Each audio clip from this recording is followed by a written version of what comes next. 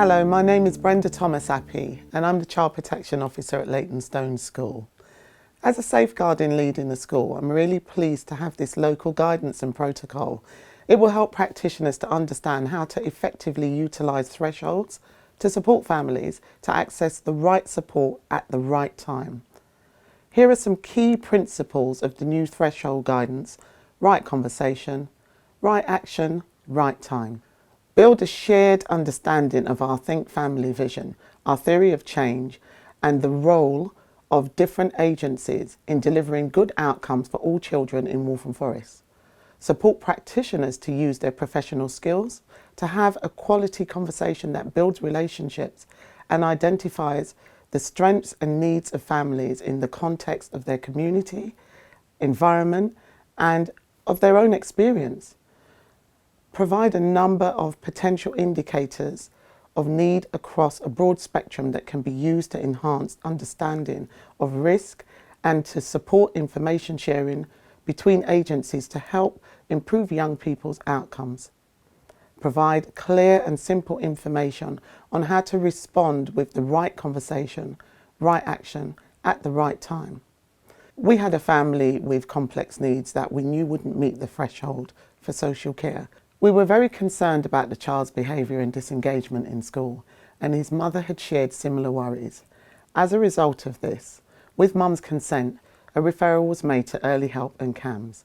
This led to a team around the family meeting to discuss all the issues. The meeting enabled all the agencies and the mother to explore the issues and clearly identify the areas of need. They were able to organise a support package that supported mum and school-based staff to regulate his behaviour in school and at home. The mother was referred to attend a parenting course which helped her to develop alternative ways to manage her child's behaviour in the home and was mirrored what was expected of him in school.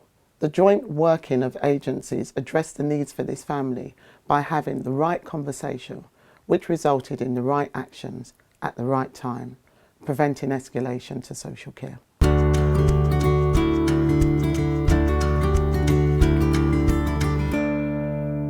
Hello, my name is June and I'm the Named Nurse for Safeguarding Children from Barts Health at Whipps Cross Hospital. As the Named Nurse for Safeguarding Children, I'm working in a busy hospital where it can be challenging to have the right conversation at the right time to establish the right action. Staff often find it difficult talking to a young person when they come to the emergency department with mental health problems.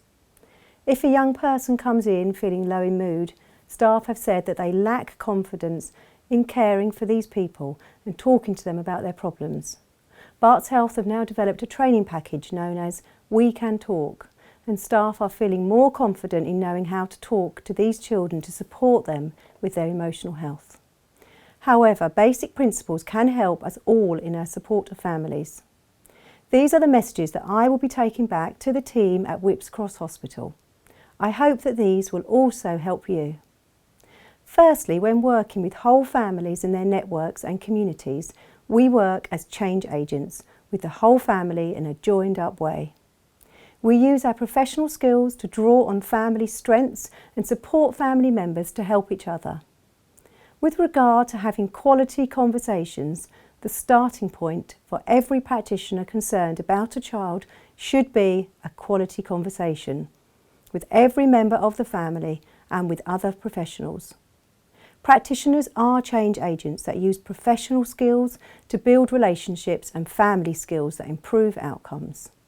And finally, when supporting families to help themselves and each other, all our interventions with families must be focused on using our professional skills to develop our families' own skills, capacity and relationships. It's all about the right conversation, the right action at the right time.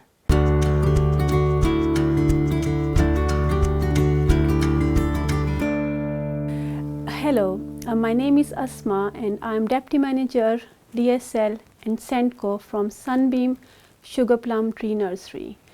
The Think Family vision is for all families in Waltham Forest to be independent, resilient, well and safe.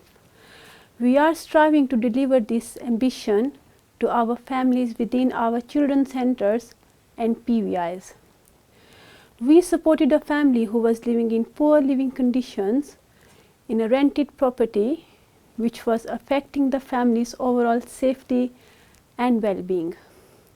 The family consisted of 2 young children aged 2 and 4 years old who was identified with SEND needs. We referred the family to the early help service, who helped the family understand their rights regarding their housing. The landlord then made urgent repairs immediately. The nurses SENDCO requested an education, health and care plan to support the child's SEND needs. This also ensured receiving an appropriate school placement and support in school. The SENDCO supported the family and the child in transition process by visiting the school alongside the family and child. The family was supported with an application for disability living allowance, which was successful, and the 2-year child received 15 hours early education. Whatever their circumstances or their level of need, children should always have access to support from their family, their networks, communities, and universal services such as schools, PVIs, children's centres, the police, and the voluntary and community sector. For most children, this will provide all opportunities they need to reach their potential. However, there are times when children's needs mean they require more support to improve their outcomes, either due to the increasing complexity of their own needs or the impact of external factors in their life. To support vulnerable children and young people to achieve the Think Family vision, we believe we must take a whole family approach. Everyone that works with children and families has a role, whether they provide an offer of support in the community or in a universal, targeted or statutory service.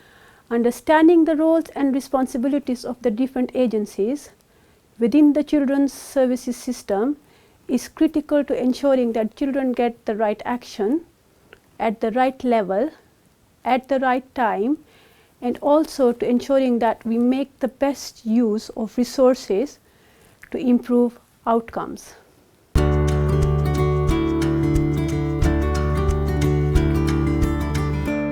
Hello, my name is Pearl and I am a senior social worker from the MASH team.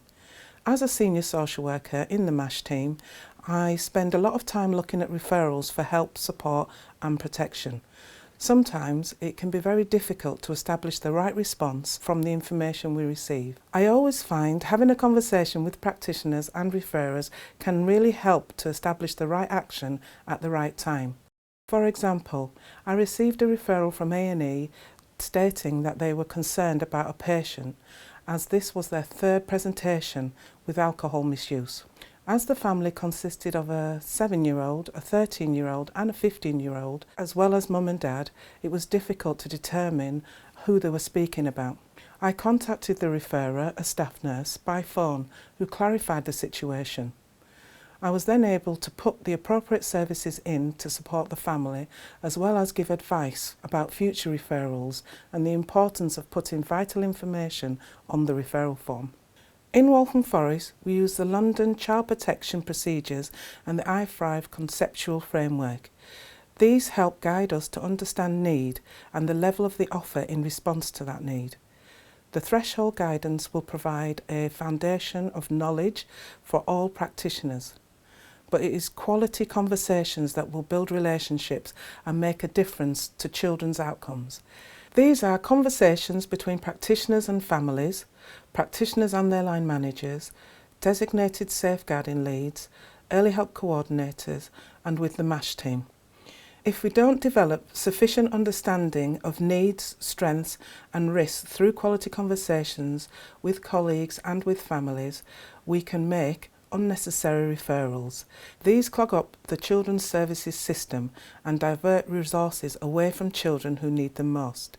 This can also create frustration between agencies, professionals and families. That's why this part of the guide is absolutely critical.